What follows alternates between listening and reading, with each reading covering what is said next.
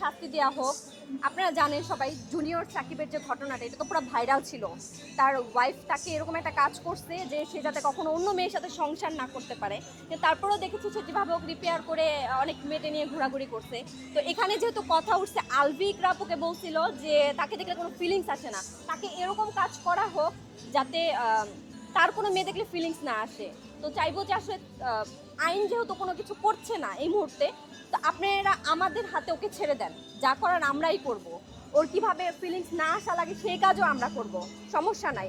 ওকে নিয়ে এসে শুধু আমাদের হাতে ছেড়ে দেন, যাতে আর কোনো সংসার না ভাঙে, কোনো মেয়েকে যাতে ও প্রলোভন না দেখাইতে পারে, কোনো মেয়েকে যাতে ও হচ্ছে ভালোবাসার ফাঁদে না ফেলতে পারে।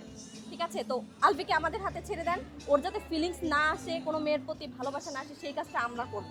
জুনিয়র সাকিবের থেকেও ভয়ঙ্কর কিছু করবো আমরা, যে মেয়েরা করতে পারি, স্বামীর ভাগ যে কাউকে দিতে পারি না, সেটাই আমরা দেখাবো।